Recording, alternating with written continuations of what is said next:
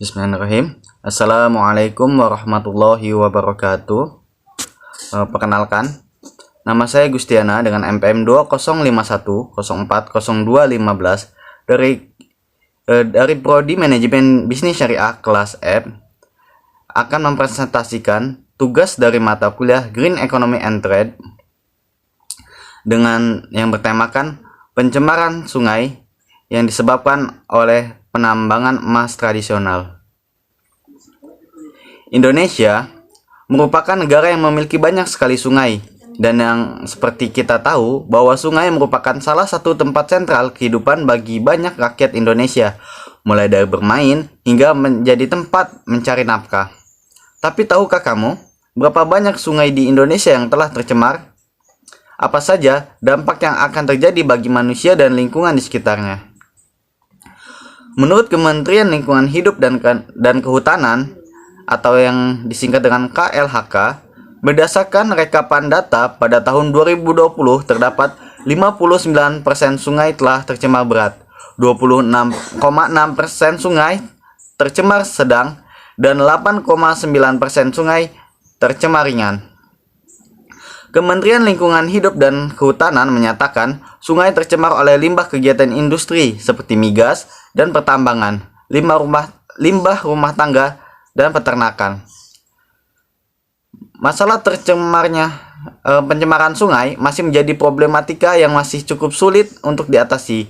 Hal itu terjadi karena masih banyak masyarakat yang tidak memiliki kesadaran akan pentingnya menjaga kelestarian lingkungan, termasuk sungai.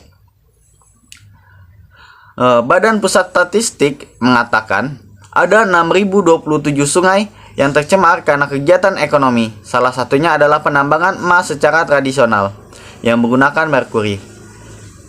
Penambangan emas menggunakan merkuri dapat membawa dampak yang sangat buruk pada berbagai sektor, sebab limbah merkuri tidak hanya dapat mencemari air, tetapi juga bahan pangan, binatang ternak, hingga udara yang membahayakan kesehatan manusia. Namun, sayangnya di Indonesia masih banyak yang belum memahami bahaya merkuri, sehingga penggunaan untuk kebutuhan tambang emas sangat tinggi, bahkan mencapai 57%. Pelepasan senyawa merkuri paling cepat yaitu melalui udara, air, dan juga tanah. Jadi, masyarakat yang tinggal di dekat kawasan pertambangan emas memiliki potensi lebih tinggi terkena dampak negatifnya daripada yang tidak. Dari paparan pelepasan senyawa merkuri tersebut, itulah kemudian yang banyak menimbulkan berbagai masalah kesehatan bagi manusia. Merkuri, atau yang lebih sering disebut dengan air raksa, merupakan jenis logam yang tersebar di alam dan terkandung pada biji tambang, batu-batuan, air, tanah, hingga udara. Merkuri yang terkandung di dalam udara, tanah, ataupun air sebenarnya berkadar sangat rendah. Namun, banyak kegiatan manusia yang menyebabkan kadar merkuri menjadi semakin meningkat. Salah satunya seperti kegiatan penambangan emas. Para penambang emas memanfaatkan merkuri untuk menghasilkan emas yang lebih banyak.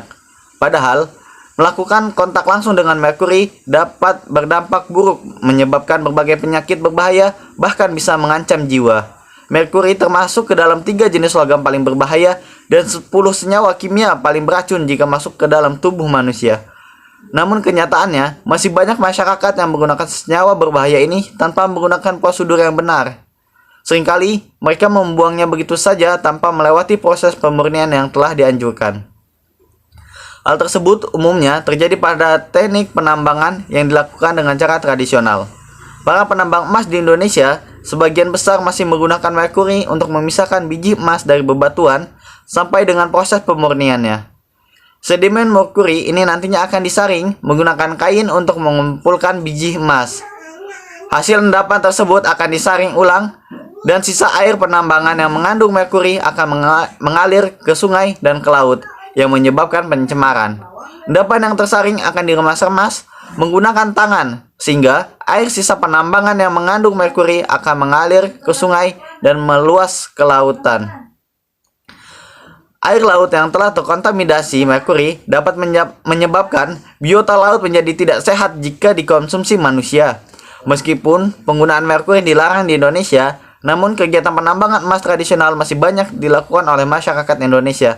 Alasannya sederhana, karena terbatasnya fasilitas teknologi yang memadai dan kurang pengetahuan serta kesadaran masyarakat mengenai dampak buruk dari penggunaan merkuri.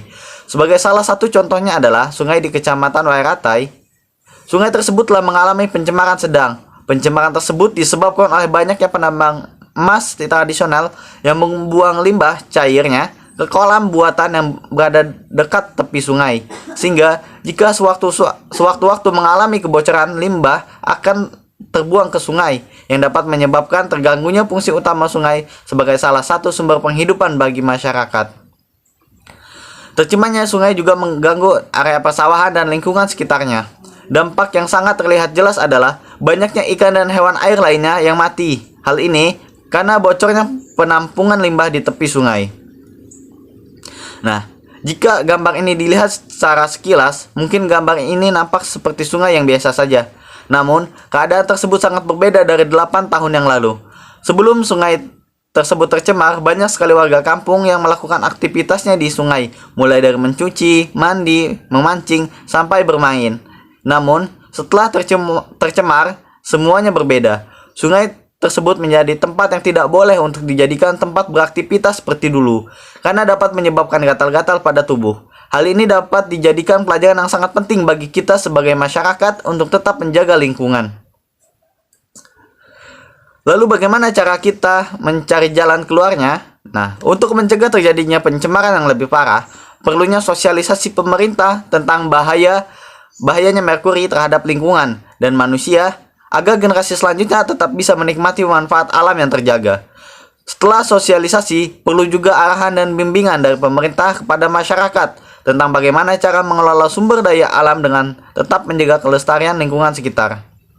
Dan sejujurnya, masalah ini sudah sangat lama terjadi sudah mulai banyak masyarakat yang mengerti tentang bahayanya merkuri. Tetapi karena sulitnya mencari pekerjaan pada kondisi sekarang ini, menyebabkan banyak orang berusaha memenuhi kebutuhan hidupnya walaupun harus mempertaruhkan keselamatannya. Disinilah pemerintah memiliki peran yang sangat penting dalam upaya mensejahterakan masyarakat, sehingga mereka tidak lagi merusak alam demi memenuhi kebutuhan hidupnya. Dan untuk mengatasi sungai yang sudah tercemar merkuri, salah satu cara penanggulangannya adalah dengan fitoremediasi. Fitoremediasi adalah konsep mengolah air limbah dengan menggunakan media tanaman. Beberapa contoh tanaman yang dapat digunakan sebagai tanaman fitoremediasi yaitu eceng gondok, kangkung air, kiambang, jarak pagar, bambu air, teratai, dan lainnya. Dan untuk kesimpulannya, seperti yang kita tahu, sulitnya mencari pekerjaan di tengah pandemi ini menyebabkan banyak orang harus berpikir keras demi memenuhi kebutuhannya. Selain itu, rendahnya kesadaran masyarakat akan pentingnya menjaga kelestarian lingkungan juga mempengaruhi tindakan mereka yang menambang emas secara tradisional, serta membuang limbahnya ke sungai. Walaupun tidak semuanya seperti itu, tetapi tetap saja mereka kurang peduli terhadap dampak negatif yang terjadi pada lingkungan sekitarnya, selama mereka bisa memenuhi kebutuhannya.